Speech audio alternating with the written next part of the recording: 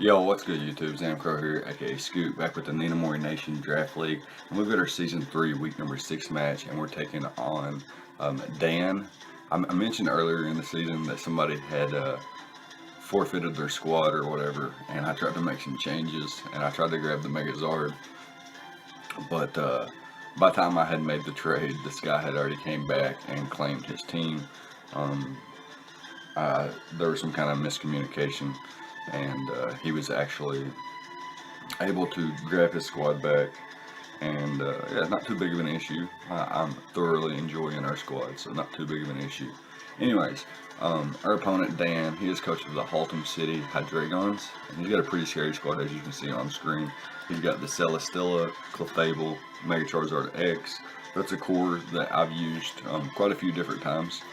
Lots of tournaments. I used it in the PBF season 6 or so, something like that.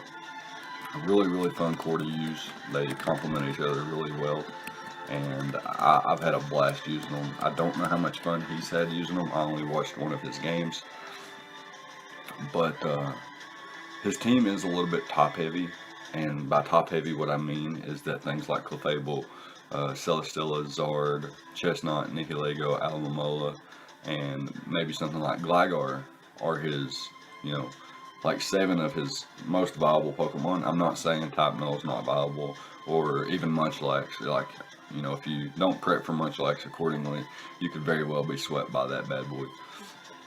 So, well, I don't necessarily see, the bottom half of his squad as a big of a threat as his top half, but we'll talk about them too. So, anyways, Type Null, Gligar, Munchlax, Articuno, Butterfree, and the Machoke. So, very interesting squad there. And his Z-move users are Celesteela, Butterfree, and Articuno. Choosing Celesteela as one of your Z-move users left him with the option to pick a lot less from, like, he could have potentially got something like Nihilego. But again, Celesteela is a much better Z-move user. He's got the potential to sweep teams and things like that. So I can understand his reasoning for this match, or for his choice in Z-move users. Anyways, our squad hasn't changed all season. Mew, Mega Pinsir, Zeraora, Rotom Wash, Floette Eternal, Skarmory, Hydreigon, Breloom, and the Alolan Persian, alongside Drifloon, where our Z-move users are Mew, Alolan Persian, and Drifloon. So we've got some pretty interesting Z-move users as well. We both have 3. We both have a top tier in Mew and Celesteela, and then, some lower tier Z-move users. So, yeah, pretty interesting matchup. I noticed my opponent's got 3 ways to get up Stealth Rocks that I noticed: Clefable, Nihilego, and Gligar. So, definitely expecting, at least one of those, perhaps more. Nihilego is a really nice revenge killer to Mega Pinsir in terms of being a Choice Scarf variant, and I don't really have any immunities or resistances to Rock. So yeah, Choice Scarf Nihilego is really nice in this matchup. So I decided that I would bring, well, we'll talk about the team in a little bit. I'll keep going over the matchup a little bit as well. So Celesteela, I have Zeraora, Rotom Wash, and Skarmory. So I don't necessarily expect my opponent to bring like an offensive Celesteela. However, he could. It could be like a lure set to get something like Rotom Wash off the field, or potentially even something like Skarmory off the field. Depending on what kind of set he's got, it would be really hard for him to break Skarmory, but he could still do it. He could have something like, modest Fire Blast into Inferno Overdrive, could blow away my Skarmory. He could also be something like Bloom Doom for Rotom Wash. He could be Tectonic Rage, or just packing the Earthquake for Zeraora. Lots of different things that Celesteela can do.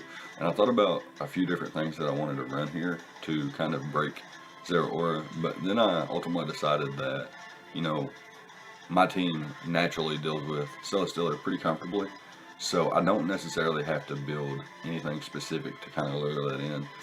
I have great responses to it in Rotom Wash and Skarmory, and even Mew to an extent. I have Mew and Rotom Wash are outpacing max speed Celesteela, And not only that, but also outpacing a max speed Chestnut, which is just a little bit faster than Celesteela. And I can taunt them, prevent them from throwing off lead seeds, or autotomizing, or belly drumming up Celesteela and Chestnut respectively. I can also taunt things like Clefable and Alamamola from throwing off wishes, throwing off their rocks, throwing off a toxic, any kind of shenanigans like that. I effectively wall a Choice Scarf Nihilego with my Mew. It's really nice in this matchup specifically. He does have ways that could very well, just annoy my Mew if he were to be like, a 3 attacks Charizard with Roost and just try to plow through my Mew with that to open up holes for his Nihilego, or using his Nihilego to potentially catch something like my Mew, a Alolan Persian or something like that off guard and really open holes up for his Mega Charizard X. Because if you look at my squad, after a Dragon Dance, Charizard X is pretty threatening, and we'll get to my responses to that in a few minutes. So yeah, he's got the potential for a lot of Wish Protect, spam, passing wishes with Clefable and Alamamola into other Fatmons such as Celesteela, Zard, or Chestnut. Like I mentioned, Butterfree is kind of a staple in the NNDL as well. It's one of those meme mons that put in work and now, it's considered viable. So I have to watch out for that as well. That could be a fantastic way to break through Mew. He could be something like Sleep Powder, 3 attacks. He could be, I think it gets Quiver Dance or some kind of dancing move. So lots of options there. Gligar could be a nice response to Zeraora with its Eviolite, being able to potentially avoid 2-hit KOs. It could be an Ayachi Berry as well, to avoid 2-hit KOs from Zeraora's Hidden Power Ice and to bop it with the Earthquake. Could also bring a Choice Scarf variant with something like U-Turn or Baton Pass. Speaking of Baton Pass, we do allow that this season, and my opponent could very well Swords Dance up with Gligar, Baton Pass that into Charizard or Celesteela, then let them go for something like a Dragon Dance or an Autotomize, for Zard and Silly respectively. So yeah, lots of different options there. Lots of different things my opponent can do in this matchup. I don't see the Machoke coming, and I don't see the Articuno coming versus my squad. Just not something that I see coming versus me specifically. However, I have been caught off guard before in the past trying to predict my opponent's teams. So I try to be, as prepared as possible. So that being said, we can talk about our squad more in depth now. So Mew, we've got a specially defensive Mew. Like I mentioned, enough speed to outpace a max speed Chestnut, which also allows us to outpace things like max speed Clefable, which I don't expect, I'm just saying. Max speed Celesteela, which definitely could come as an autotomized variant. And we've got Taunt, so that we can taunt those bad boys, can prevent them from setting up or throwing off lead seeds, being just annoying overall. We've got Stealth Rock, so that we get rocks up, pressure the Charizard, pressure the Articuno, the Butterfree, get chip on everything else, put everything else in range of Zeraora, so on and so forth. Next up, our third move slot for Mew is Psychic, and that's for the Nihilego. Like I mentioned, we are a check to Nihilego. If we can weaken the Nihilego and let the rest of our squad do what it has to Celesteela, then Mega Pinsir looks like a huge threat versus my opponent, and we'll talk about that in just a minute. But yeah, Psychic is able to blow back the Nihilego. It's guaranteed a 2-hit KO no matter his set, unless he's like Assault Vest. And it could potentially OHKO him. And depending on what range he is, and what kind of range I'm at, it might be better for me to click my last move, which is Roost up, and then make sure that I'm out of 2-hit KO range while my opponent is inside of 2-hit KO range, or OHKO range. So yeah, that's the idea behind Mew. It's also very annoying for things like Chestnut, Alamamola, Clefable, just being able to taunt them and wear them down over time with Psychic. Like I mentioned, he has no immunities to Psychic. I don't know if I actually did mention that. And his only resistance being Celesteela, which is severely, pressured by my squad. So yeah, that being said, Mew looks fantastic in this matchup. And next up we have Mega Pinsir. So Mega Pinsir is going to be a Jolly variant. This is so that we can always outpace a max speed Charizard, max speed Nihilego that isn't Choice Scarf. If he decides to bring Nihilego without a Choice Scarf, I would be able to outpace it with my Mega Pinsir here.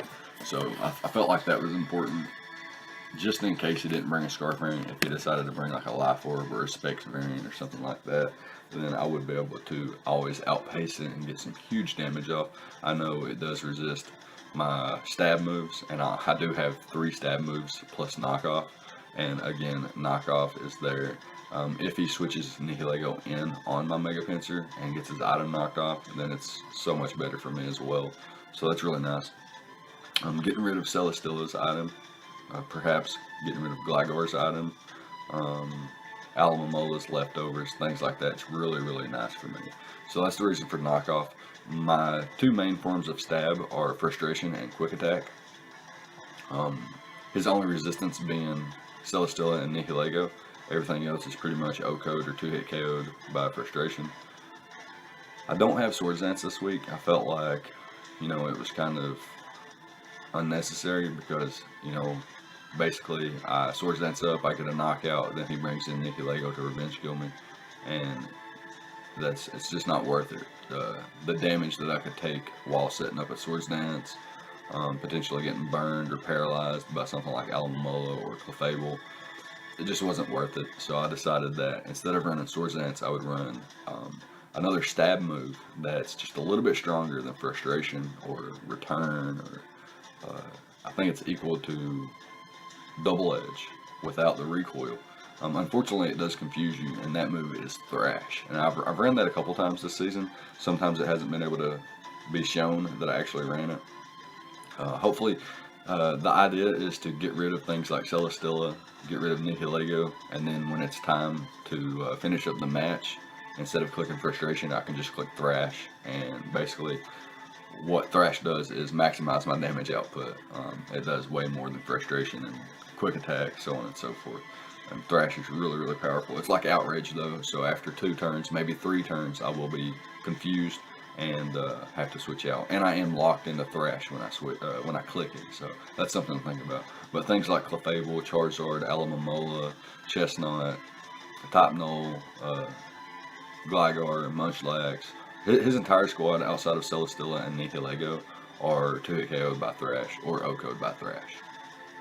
So that's the idea there.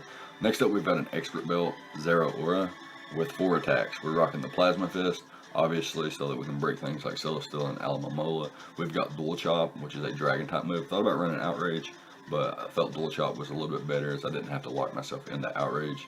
And it does okay damage as well. I don't think Outrage was able to pick up an Oko after Stealth Rocks either. So just having Dual Chop on here is pretty nice. It does like, around half, a little bit over half to a max HP Charizard. I thought about running Life Orb, but ultimately decided that, Expert Belt would be a little bit better if he were Wish stalling me or Soft Boil stalling me with Clefable, then I wouldn't be chipping myself down with Life Orb recoil. So that opens up holes, allows me to, live a little bit longer with my Zeraora. So back to its moveset, we are running Plasma Fist and Dual Chop like I mentioned. And right now, there's 2 big roadblocks, Gligar and Chestnut. So for the Gligar, it's pretty obvious, Hidden Power Ice, and it also hits Chestnut, just not hard enough. And he, outside of Gligar and Chestnut, and Charizard, he has no resistances. So I felt like Plasma Fist is pretty spammable versus my opponent. And then my last 3 moves of choice, like I mentioned, Dual Chop, Hidden Power Ice, and last but not least, for the Chestnut, we have the Aerial Ace, which is a flying type move with, I think, 60 base power. So 4 times super effective. It should always 2-hit KO a Chestnut. Max HP, max defense Chestnut. So pretty good there. Allows us to, we have enough speed on Zeraora to outpace Nihilego and everything below. I believe Nihilego is actually his fastest Pokemon too. So being able to outpace that with a naughty nature, basically an adamant nature with a minus special defense, I think, minus special defense, maybe minus defense. I'm not real sure. Nonetheless, we are a naughty nature, max attack, and we've got 88 special attack EVs, and with an expert belt that allows us to always 2-hit KO a max HP, max Spadef Gligar with hidden power ice, thanks to our expert belt. So yeah, that's going to be it for our sort of offensive mons, and we can jump into the defensive backbone here. So we've got Rotom Wash, Skarmory, and Alolan Persian as our last 3 mons. Rotom Wash is really nice to switch in on Celesteela, to be able to Volt Switch out. Same thing on Alomomola, can come in, try to avoid being poisoned, and I can scout for the poison as well by throwing off a Volt Switch, super effective Volt Switch into things like Skarmory, see what he wants to go for, and maybe if he doesn't reveal Toxic, I can go back into my Rotom and just continuously get that Volt Switch cycle going on. We've got Volt Switch, it hits Celesteela, hits Alomomola and Articuno for super effective damage. Hydro Pump hits the Gligar for super effective damage. Hits the Charizard for neutral damage. If he's max HP, I still am breaking a sub with Hydro Pump as long as I land. However, I only have 8 Hydro Pumps, so if he stalls me out of my Hydro Pumps, he could eventually use me as setup fodder. I didn't pack Foul Play on this set, or Thunder Wave, so yeah, keeping Charizard in check is going to be a little bit tougher than usual. For our last 2 moves, we've got Defog and Pain Split. My opponent has the option to bring Toxic Spikes, and Stealth Rocks. No webs, fortunately, but again, I do bring Defog, and on my Defog user, I am immune to all but rocks, meaning I won't take spikes damage, I won't take poison damage, I won't be poisoned, I won't be slowed down by webs or anything like that, and I can get rid of all that with Defog. It also prevents things like Clefable from setting up dual screens to set up a Zard or Celesteela sweep or something like that. And our last move is Pain Split. Allows us to Pain Split up on things like Clefable and Alomomola, get a lot of HP back versus those things. Thought about running Will-O-Wisp for Chestnut, but ultimately decided just Volt Switching out into my Skarmory and then Whirlwinding him out if he's the Belly Drum variant was the best option for me. Sorry that popped up there. So next up we've got Skarmory. Well, let's talk about the EVs on Rotom Wash for a second. We've got 80 speed EVs, which allows us to outpace up to the Chestnut, same as Mew, allows us to outpace Celesteela as well. Max HP and nearly max defense allows us to take hits from Charizard as long as it's not a boosting Charizard. If it's a boosting Charizard, I definitely don't want to stay in, but obviously I can scout throughout the match. My initial Charizard switch in will be the Alolan Persian, and we'll talk about that in a second. So that's it for Rotom Wash. For Skarmory, we have a max HP, max Spadef variant. Allows us to take hits from Nihilego, Clefable, Flamethrowers and Fire Blast from Celesteela all day long. Same thing from Clefable.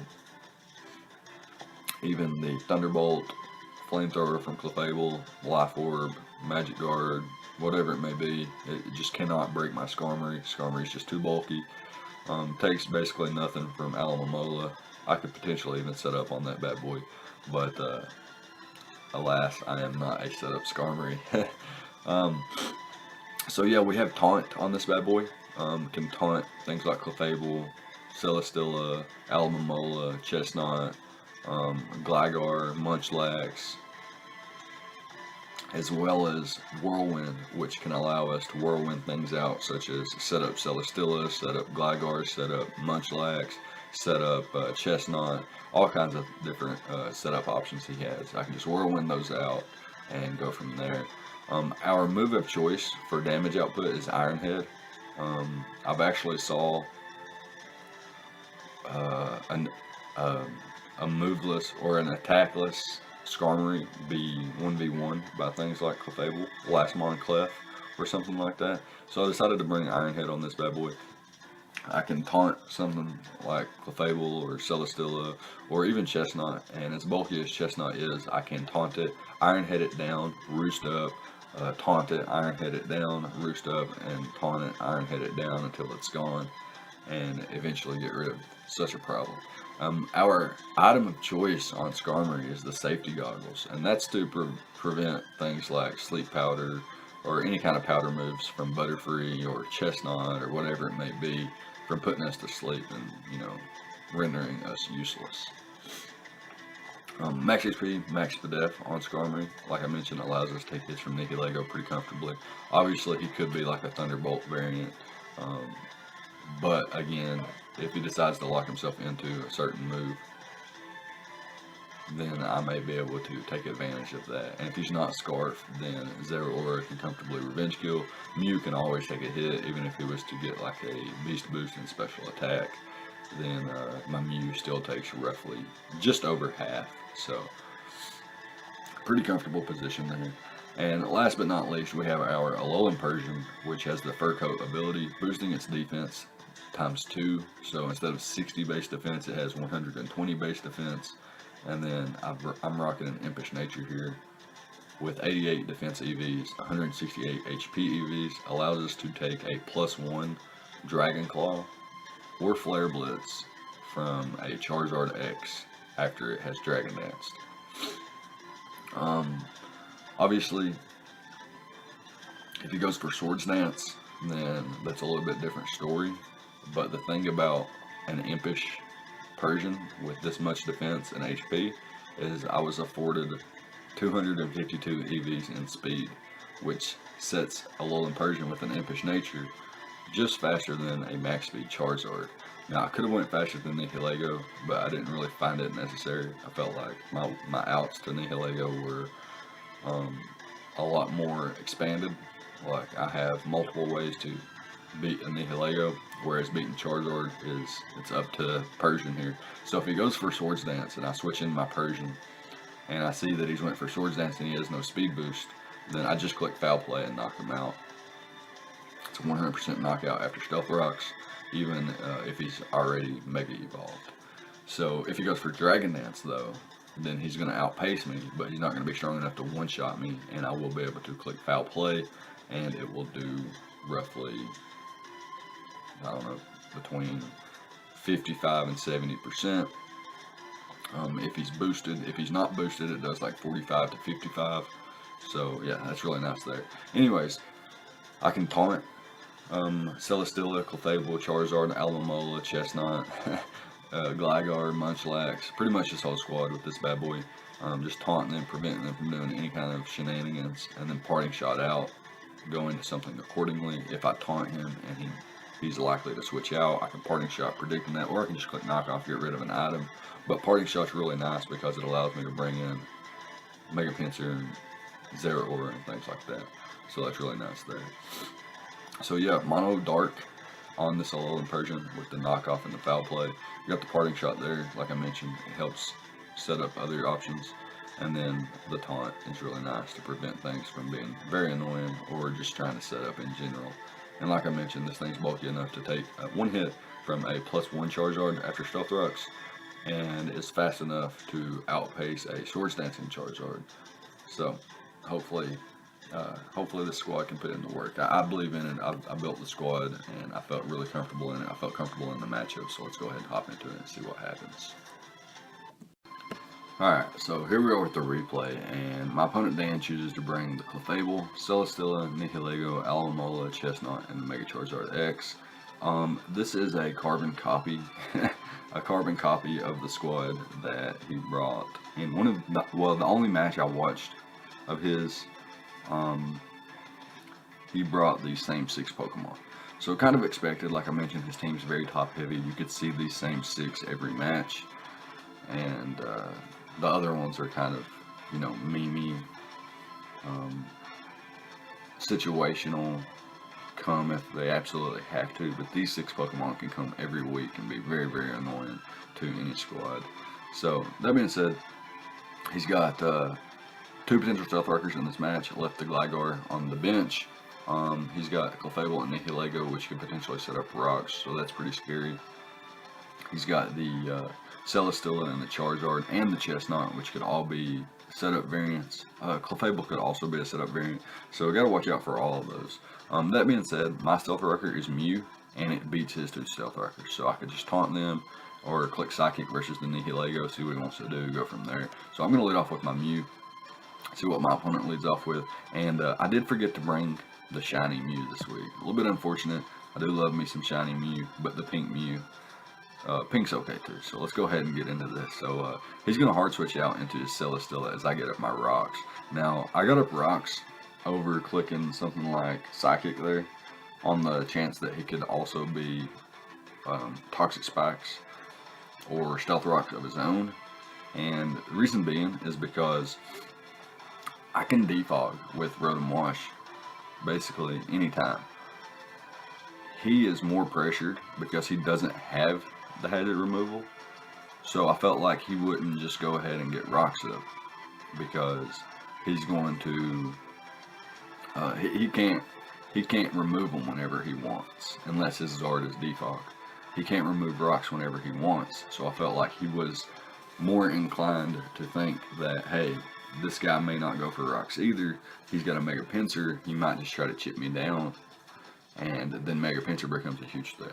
So I predicted him to switch out there. He does do that and brings in a Celesteela here, and I just click Taunt as my opponent goes for the Seed Bomb. So what Seed Bomb reveals to me is that my opponent, first off, my opponent has a physical attacking Celesteela, more than likely an autotomized variant with Seed Bomb, Earthquake, and Heavy Slam. He could also be 4 attacks. It's hard to say, but I do know that he's got the Seed Bomb, and that's going to be for Rotom Wash. And I know that he's not going to have Giga Drain. He could potentially be Bloom Doom. But I can't get my Skarmory in here, so that's what I'm going to do here as he goes into his Chestnut. So that's pretty scary actually. And my opponent belly drums up, reveals to be faster as I click the taunt here. And now my opponent's going to be able to get some nice damage off on me as he goes for the Thunder Punch. But I'm going to be able to whirlwind him out here. In comes the Clefable. So now I'm in a position to where I can roost up and get all of my health back. And that's fantastic for me. And he is able to get his rocks up with Clefable. Unfortunately there, I could have taunted him and prevented that, but I didn't. He gets his Chestnut back in though, and I bring in my Mew, comfortably eat up a hit, and I'm able to knock him out with the Psychic. And now my opponent brings in the Celesteela once more, and I'm just going to click Taunt. Like he made a double there. He could have made a misclick into Celesteela and then hard switch into Nihilego. He didn't say anything about it though, so I'm assuming he was just predicting me to switch out there and bring in something that he could take advantage of with Nihilego. However, I did just stay in, and now I'm in a pretty comfortable position as I can just roost up here as he goes for the Power Gem, and now I can click Psychic pretty freely again as his Celesteela comes in, and again, just taking rocks damage, taking the Psychic damage, gets a special defense drop. It's not going to matter, but he does get a special defense drop. I'm not seeing leftovers, so I'm pretty sure this is going to be a Z-move user. I don't think that damage that I'm doing is revealing Assault Vest or anything like that. I think he's just very bulky, and these Heavy Slams, they're not doing half. You know, they're doing pretty close to half, but not quite half. And what I can do here is just roost up as he brings in his Charizard. And I'm assuming he's going to roost here. However, if he does attack or tries to set up, I'll be in an okay position as well, as my Alolan Persian has not switched in any. And I do bring this bad boy in here. And my opponent does roost up. So now I'm back at 94% though, so I'm getting a little bit of leftovers back each turn, which is really nice.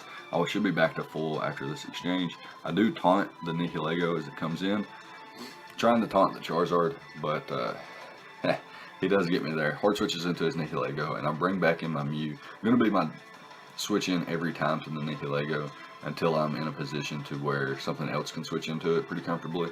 Here, he brings in his Celesteela once again, and it's kind of a rinse and repeat here. I'm just going to roost up as my opponent actually reveals the Z-move finally. And this Z-move's not going to do quite enough. It does a little bit over half, but I'm going to be able to roost that damage off. Mew is fantastic. Pretty much can wear this thing down until it's gone. I could have taunted there, but I would expect him to expect the taunt. And he has revealed Heavy Slam, Supersonic Sky Strike, which is a flying type move, and Seed Bomb so far. So I didn't really have to worry about that. Here, he brings in his Nihilego again, and foul play is doing a little bit. I'm able to roost up nearly to full, and then hard switch into my Rotom though, as it's doing, what was that, 10%. And now I can just comfortably Volt Switch out as he brings in his Clefable here. And what I'm going to do is go hard into my Skarmory once again, and I can either click Iron Head or Taunt here. I'm going to Taunt to prevent my opponent from healing up or anything weird like that, and then on the following turn I can start to Iron Head or Whirlwind. What I decided to do was Taunt once again, expecting Charizard to come in hard. Charizard's a little bit harder to deal with at this point, so if I was able to Taunt that thing upon switch in and prevent it from setting up, whether it be Swords Dance or Dragon Dance, so Alolan Persian could take it on better, I felt like Taunt was my play of choice there. So, that being said, Alomola comes in, and I'm going to hard switch into my Rotom, get my leftovers knocked off, which is a little bit unfortunate, but again, I'm forcing the switch out here, and I can Volt Switch, and he stacks off his Celesteela this time, so that was interesting. Pretty expected though. I'm going to bring in my Mega Pinsir and bait his Nihilego to come in. So the reason I wanted to bait his Nihilego to come in was so that I could get my Mew in without actually allowing his Charizard in. So now I can hard switch into my Mew, see what my opponent wants to go for here, and he does go for the Power Gem once again, which bounces off once again. Really fortunate for me, as my opponent pulls a hard switch into Clefable here. I don't want to deal with any kind of shenanigans, so I'm just going to taunt this bad boy first.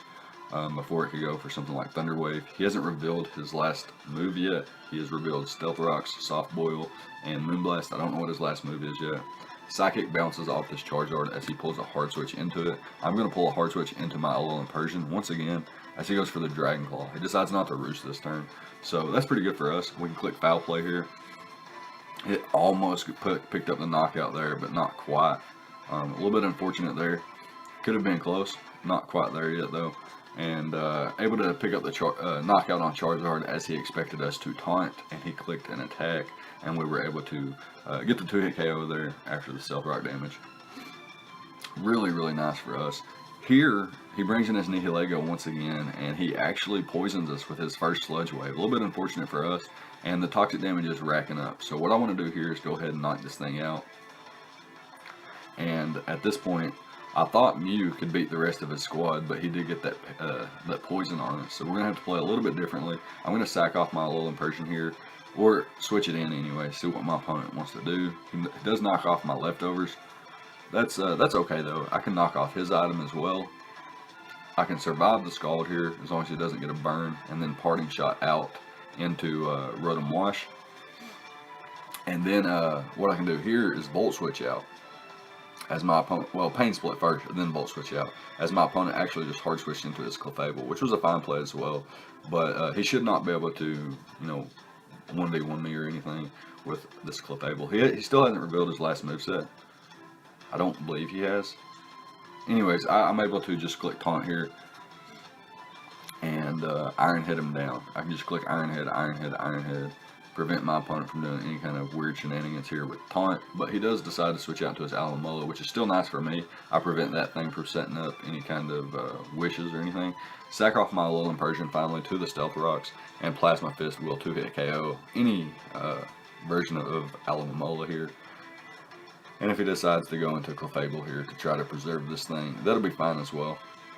And we'll see what he wants to go for here. So yeah, we're going to be able to knock out the Alolan Persian, or excuse me, the Alomola with the Plasma Fist. He brings in Clefable. I'm going to go for one Plasma Fist here to see what kind of damage it does. And he's going to Soft Boil up. So that's a little bit unfortunate for me. What I'm going to do here is hard switch into my Skarmory. And like I mentioned, he hasn't revealed his last move yet. And he's still not revealing any kind of fire type coverage or anything like that. So I'm just weakening Clefable here, putting it in, you know, point where it has to recover up. I'm going to roost up here with my Skarmory, and eventually what I'm going to do is Iron Head him down a few times, then Taunt him, and then hard switch into my Mega Pinsir to pick up the last knockout. I know that was a little bit risky, as Pinsir has already taken a round of rocks, and another round of rocks would put it close to 40% or so. But I mean, not 40%, around 50%, and then this Moonblast could potentially do enough damage, but I did have quite a bit of bulk investment. So Mega Pinsir is going to be able to live there, and Thrash is going to be able to come through here pick up the last knockout with Mega Pincer. So yeah, Mega Pincer, Zeraora putting in the work, Mew really putting in the work, put the team on its back this week, being able to effectively wall his entire squad.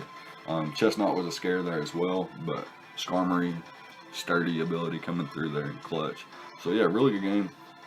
Also, Chestnut did not have a Salac Berry prompted yet, so I could have revenge killed it with Mega Pincer or Zeraora as well, if he was able to, maybe his Thunder Punch got a para on my Skarmory or something like that, and he got a full para. But yeah, that's going to be it. So let me know what you guys thought about the prep and the plays on both sides of the field. Leave a like, comment, and subscribe, all the good stuff, and I'll see you guys next time.